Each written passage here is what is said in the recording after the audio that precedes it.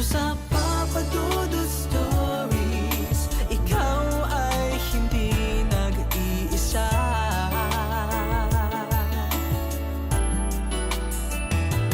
Dito sa Papa Dudut Stories, may nagmamahal sa'yo. Papa Dudut Stories, Papa Dudut Stories. Dear Papa Dudut, sa lahat po ng mga nakatutok ngayon, huwag kalimutan na mag-like, mag-share at mag-subscribe. Magandang araw po sa inyong lahat. Ako po si Georgie, 34 years old, isang nurse dito sa Caloocan City. Pero dito ako nakatira sa Road 20 Project 8, Quezon City. Matagal mo na akong listener at subscriber pero ngayon lamang po ako nakaisip na mag-share ng aking story nang itampok ninyo ang kwento ni Carla Legaspi na fallen admirer. Ninang kasi siya ng anak ko. Siya rin ang nag-convince sa akin na sumulat kasi naikwento ko na sa kanya itong storyang ibabahagi ko sa inyo. At nasabi niya sa akin na maganda raw ito, kaya eto, isusulat ko na. Sisimulan ko ang kwento noong taong 2015. Natatandaan ko, alas 11 ng gabi. Yun ang oras na tila humihinto ang ikot ng mundo sa loob ng puting mga pader ng ospital dito sa Caloocan. Bilang isang baguhan, isang rookie nurse, nakakapasok lamang noong nakaraang buwan, ang bawat kalansing ng metal tray at bawat kurap ng bumbilya sa hallway ay sapat na para patayuin ang balahibo ko. Pero hindi ang pagod o ang dami ng pasyente ang tunay na nagpapabigat sa dibdib ko, kundi ang kwentong bulong-bulungan sa bawat nurse station ang tungkol kay Doctor Who. Hindi siya yung bida sa isang British sci-fi series. Siya ang aninong nakaputi na naglalakad sa mga pasilyo kapag ang lahat ay mahimbing na ang tulog. Sabi nila ay mapagbiro raw siya, pero ang biro niya ay hindi nakakatawa. Yon ang mga birong magpapabilis ng tibok ng puso mo hanggang sa pakiramdam mo ay lalabas na ito sa iyong lalamunan. Narito ang kwento ng aking unang buwan at ang katotohanang nakabaon sa ilalim ng mga sementadong pundasyon ng ospital na ito. Georgie, dumaan ka ba sa ward number 4? Tanong ni Nurse Lolit, ang head nurse namin na halos 20 taon na sa serbisyo. Namumutla siya habang hawak ang kanyang clipboard. Hindi po ma'am, kakatapos ko lang mag-check ng vital sa ICU, sagot ko. Umiling siya at tumingin sa dulo ng madilim na hallway. May tumatawag sa buzzer sa room 402 pero wala namang pasyente doon. Nakalak ang kwartong yon dahil sira ang aircon. Dahil bago at gusto kong magpakitang gilas, ako nang nagboluntaryong tumingin. Bitbit ang aking flashlight at stethoscope, naglakad ako patungo sa dulo ng pasilyo. Ang amoy ng antiseptic at zoning alcohol ay tila lalong tumatapang. Pagdating ko sa harapan ng room 402 ay nakinig ko ang isang mahinang halakhak. Hindi ito boses ng bata o ng matanda. Isa itong baritonong boses na parang nanggagaling sa ilalim ng lupa. Nurse, kailangan ko ng scalpel, bulong ng boses. Mabilis kong binuksan ang pintuan, walang tao pero sa gitna ng silid ang hospital bed na dapat ay bakante ay maayos na nakalatag. At may malalim na lubog sa gitna na parang may taong nakaupo doon kani-kanina lamang. Ang mas nakakapanghilakbot, may bakas ng basang sapatos na kulay puti na naglakad papunta sa pader. Doon ko unang narinig ang pangalang yon. "Huwag mo nang pansinin, Georgie," sabi ni Lolit nang bumalik ako. "Si Dr. Who lang yan, naghahanap lang ng atensyon." Samantala'y hindi ako mapakali.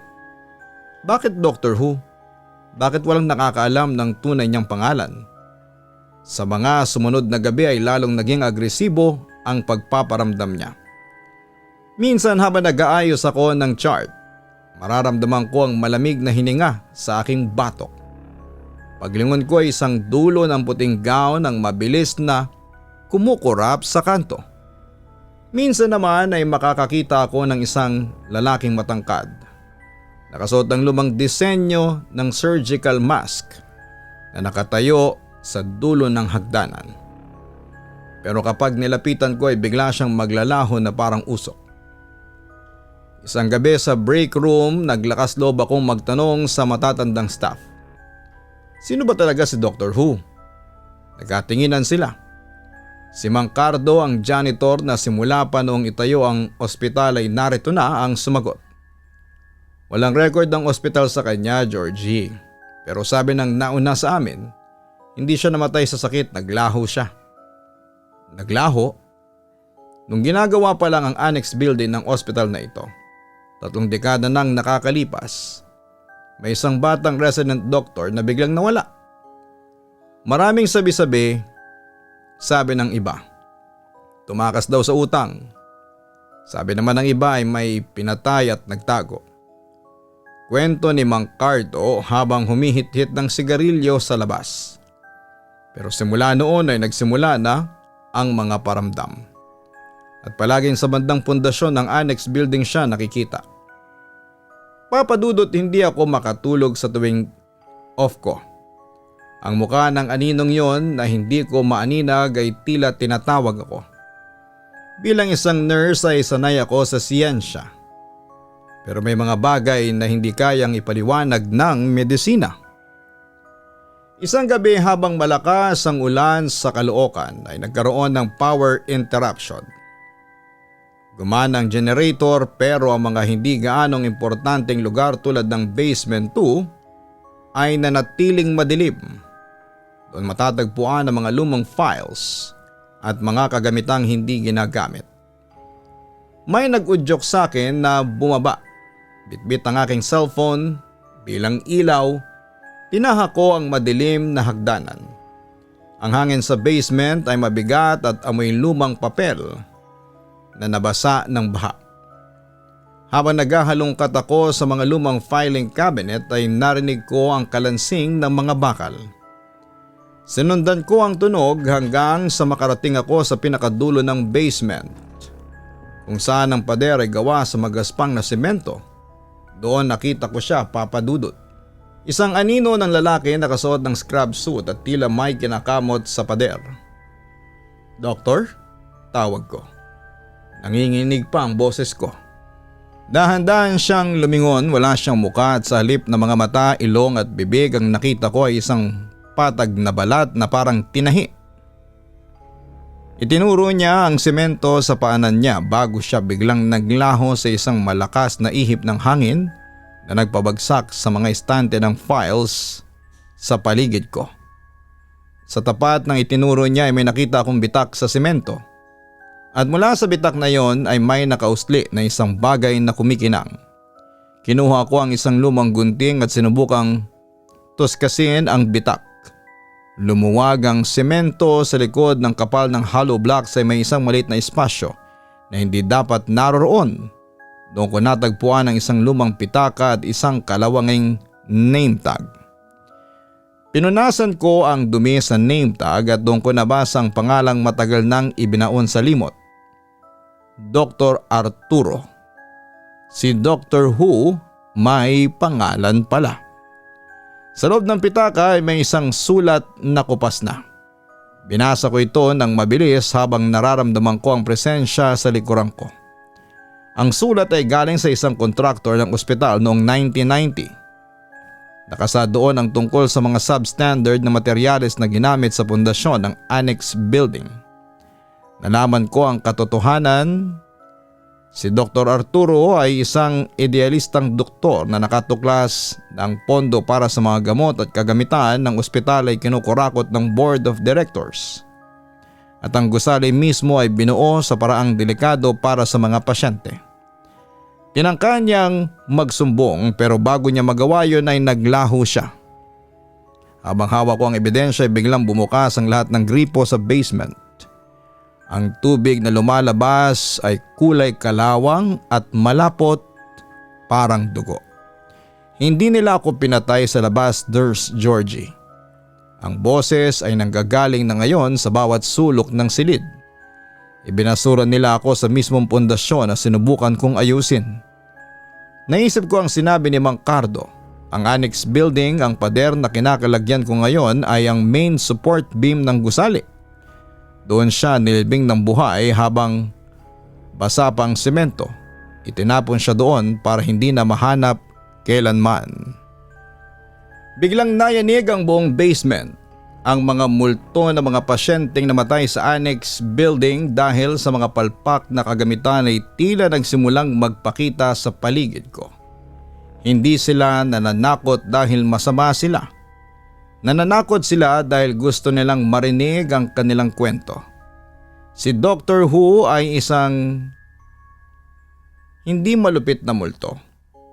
Ang kanyang mga biro, ang pagtatago ng gamit at pagpapatunog ng buzzer ay paraan niya para sabihing tumingin kayo rito, may mali rito.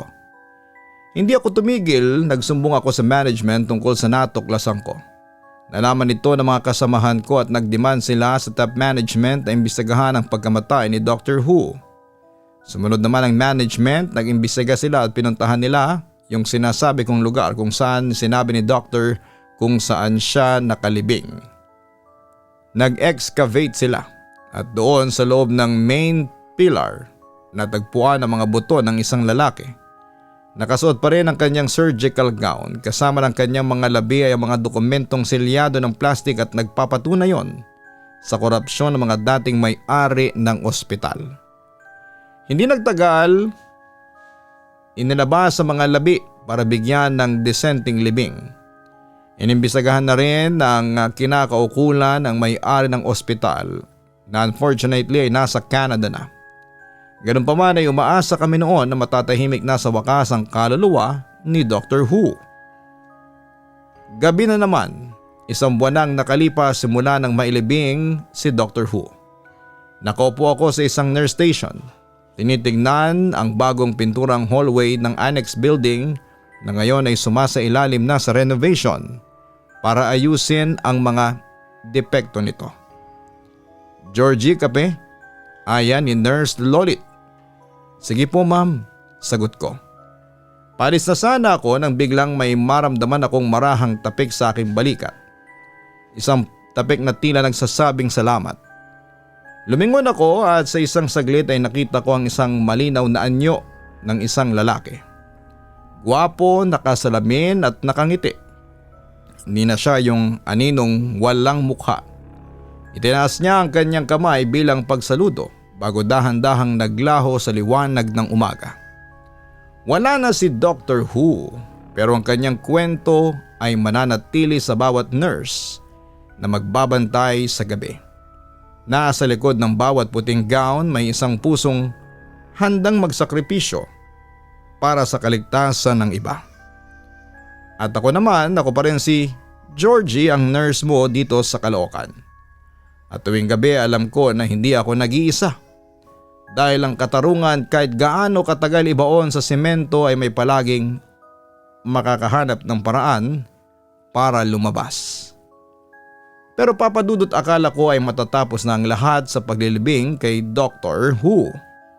Akala ko ay kapag nahanap na ang katarungan para sa kanya ay tahimik na ang mga pasilyo ng ospital, pero nagkamali ako. Sa medisina kapag nag-opera ka at hindi nalinis ng maigi ang sugat ay nagkakaroon ng infection.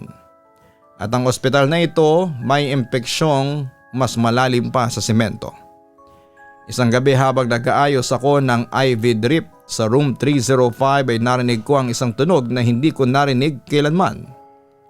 Ang tunog ng isang kalesa. Imposible. Nasa gitna kami ng syudad at nasa ikatlong palapag.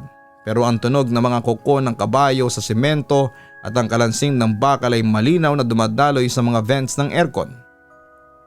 Georgie, narinig mo yon? Tanong ng pasyente ko. Isang matandang lalaking may pneumonia. Nakatitig siya sa bintana at nanlalaki ang mga mata. Wala po tatay, baka truck lang sa labas. Pagsisinungaling ko para pakalmahin siya pero ramdam ko ang panginginig ng sarili kong mga kamay. Nang lumabas ako ng kwarto ay sinalubong ako ni Nurse Lolit. Mas maputla siya ngayon kesa noong huling beses kaming nagkausap. Georgie, ang annex building. May lumalabas na naman sa radar ng security cameras. Pumunta kami sa security room at ipinakita sa amin ang footage sa basement 2. Ang lugar kung saan ay nahanap ang bangkay ni Dr. Who. Wala nang semento doon dahil binubungkal na ito para sa reconstruction. Pero sa screen nakita namin ang isang itim na usok na hugis tao. Hindi ito si Dr. Who, mas malaki ito, mas madilim at may hawak na parang baston. Yan ang sinasabi ng mga matatanda rito, bulong ng security guard. Bago pa maging ospital ito ay lumang sementeryo ito nung panahon ng Kastila. Si Dr. Who lang ang nagbabantay para hindi sila lumabas. Ngayong wala na siya, gising na mga nauna sa kanya. Hindi ko mapigilang isipin, si Dr. Who ba ay hindi lang biktima. Baka siya rin ang nagsisilbing seal o tagabantay ng ospital laban sa mga matandang sumpa. Nagsimulang magbago ang atmospera. Ang mga nurse ay nagsimulang magkasakit. Hindi basta lagnat kundi mga kakaibang pantal na hugis itim na ugat sa kanilang mga braso. At ang pinaka nakakatakot, ang mga pasyente sa Ward 4 ay sabay-sabay na nagsasalita sa wikang hindi namin maintindihan tuwing alas 3 ng madaling araw. Dahil sa curiosity ko, na minsan na iniisip kong sumpa ko na rin, bumalik ako sa archives. Hinanap ko ang kasaysayan ng lupang kinatitirikan ng ospital. Doon ko natuklasan ang isang lumang mapa ng syudad noong 1800s. Ang ospital ay nakatayo sa isang lugar na tinatawag nilang dulo ng daigdig. Sabi sa mga tala, dito ay tinatapon ang mga namamatay sa plague na hindi binigyan ng basbas ng simbahan. Habang nagbabasa ako sa library ng ospital ay biglang namatay ang ilaw. Ang tanging liwanag ay ang screen ng computer ko. Sa reflection ng monitor ay nakita ko ang isang babaeng nakasuot ng barot saya. Nakatayo siya sa likuran ko. Ang kanyang muka ay parang nabubulok na karne. Pero ang kanyang mga mata ay nagniningning na parang uling. Ibalik niyo ang aming katahimikan, bulong niya. Ang boses niya ay parang pagkiskis ng tuyong dahon.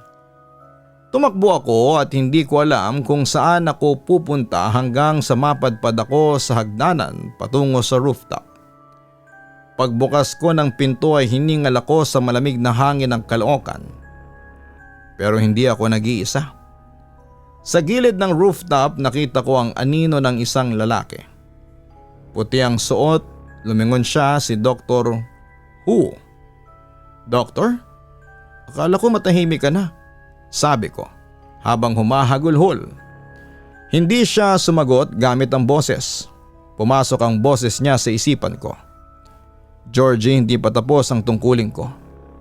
Binuksan ninyo ang pinto nang hukayin ninyo ang pundasyon. Ang mga galit sa kaluluwa sa ilalim ay hindi katarungan ng hanap, kundi kabayaran. Itinuro niya ang ibaba sa mismong kinakatayuan ng annex building.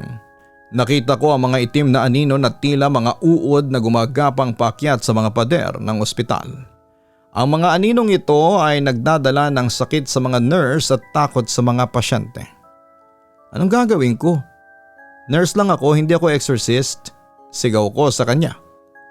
Ngumiti si Dr. Who, isang malungkot na ngiti. Hindi kailangan ng krus o tubig, may lampara. Kailangan nila ng pagkilala. Ang ospital na ito ay tinayo sa ibabaw ng kanilang mga pangalan. Ibaon nyo ang isang marker, isang alaala para sa mga nakalimutan.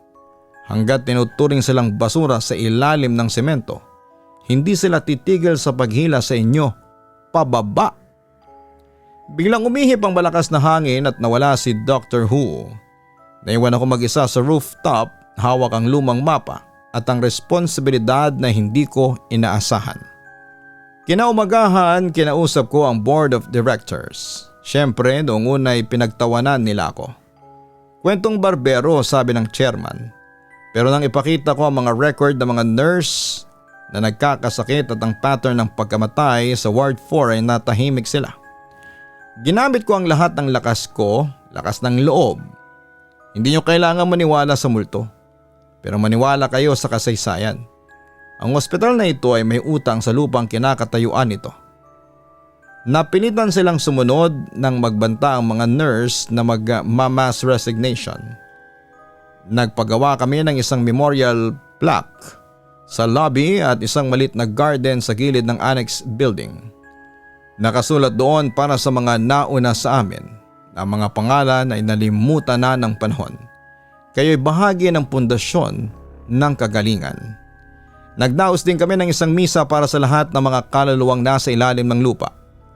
Lumipas sa mga buwan, ang mga itim na pantal sa mga nurse ay unti-unting nawala.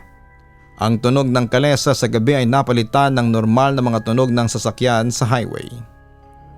Isang gabi habang naglalakad ako sa pasilyo, nakita ko ang isang batang pasyente na tumatawang mag-isa sa play area. "Sino kausap mo, baby?" tanong ko. "Yung mabait na doktor po." Turo niya sa bakanting upuan. Sabi niya magiging okay na daw po ako. At sabi niya sabihin ko daw sa'yo. "Good job, Nurse Georgie." Napangiti ako, alam ko kung sino yon. Hindi na tinatawag na Doctor Who ang nagpaparamdam noon sa ospital. Ngayon ay tinatawag na siyang The Guardian. Hindi na siya nananakot, siya nang nagbabantay sa amin kapag pagod na kami sa double shift. Siya ang malamig na hangin kapag sobrang init ng ward. At ang mahinang bulong na nagpapaalala sa amin kung nakalimutan naming i-check ang chart ng pasyente. Sa ospital na ito, natutunan ko na ang panggagamot ay hindi lang para sa mga buhay. Minsan ay kailangan din nating gamutin ang mga sugat ng nakaraan para tunay na makapagpatuloy ang kasalukuyan. Sa ngayon, Papa Dudut, ay 11 years na ako dito sa ospital at kahit puno ng kababalaghan ay feel ko na safe ako sa loob. Kasi alam kong binabantayan kami ng aming guardian, ang dating Doctor Who. Hanggang dito na lamang po ang kwento ko at alam ko na marami sa mga kasamahan ko ang makakarinig ng kwento ko. Kasi libangan namin ang Papa Dudut stories kapag kaunti lang ang pasyente. Sa mga hindi naniniwala sa kababalaghan, tingin ko kapag pumunta kayo sa loob ng ospital namin, siguradong magbabago ang pananaw ninyo. Muli maraming salamat at magandang araw po sa inyong lahat. Lubos na gumagalang, Georgie. Maraming salamat, Georgie, sa pag-share mo ng iyong kwento. Ang pangunahing tema ng kwento ay ang pananagutan o accountability. Gaano man katagal itago ang isang maling gawain o korupsyon ay darating ang panahon na ito ay magpaparamdam. At lilitaw ang pagtatangka ng mga dating namumuno na itago ang kanilang kapabayaan ay nagresulta sa sumpa na nananalasa sa ospital. Ipinapakita nito na ang bawat aksyon ay may bunga at ang katarungan ay laging makakahanap ng paraan para maisiwalat. Ang integridad ay higit pa sa trabaho, panindigan ang iyong prinsipyo kahit sa harapan ng panganib, ang paggawa ng tama para sa kaligtasan ng pasyente o ng publiko ang tunay na sukatan ng isang propesyonal. Samantala kung nanatiling takot lang si Georgie at hindi nag-usisa ay mananatiling multo ang problema ng ospital. Ang pagiging proactive ni Georgie ang nagligtas sa kanyang mga kasamahan. Itinuro nito na bilang mga frontliners o manggagawa, hindi sapat na gawin lang ang trabaho. Kailangan din nating magkaroon ng malasakit sa ating kapaligiran at maging boses ng mga hindi makapagsalita. Sa uli, Dr. Who ay nanatiling doktor kahit sa kabilang buhay. Nagbabantay at nagpapaalala kay Georgie. Ang aral dito ay ang dedikasyon sa bukasyon. Ang pagiging nurse o doktor ay hindi lang isang shift sa trabaho. kundi isang habang buhay na pangako na maging tagapangalaga ng kapwa.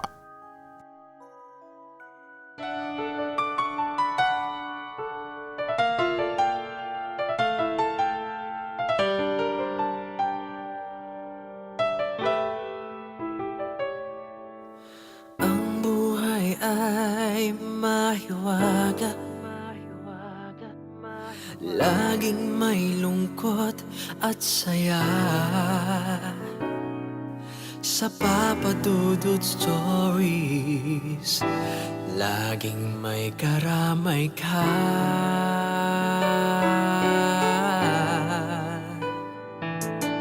Mga problemang kay bigat, dito ay pakikinggan ka. Sa Papa Dudut Stories, kami ay iyong kasama. Dito sa Papa Dudut Stories, ikaw ay hindi nag-iisa.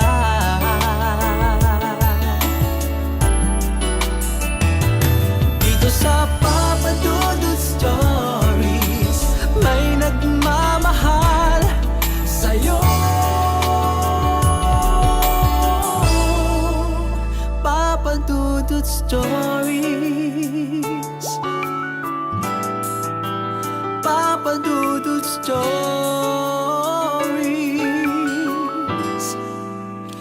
Papa Dudut Stories.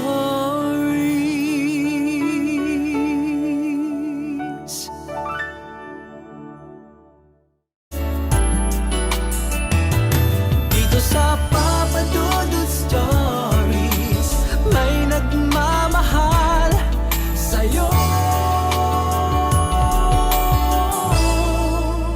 Papa Dudut Stories, Papa Dudut Stories. Hello mga ka-online, si Papa Dudut po ito. Nag-enjoy ka ba sa ating kwento ngayong araw? Huwag kalimutan na i-share, mag-like at mag-subscribe. Maraming salamat po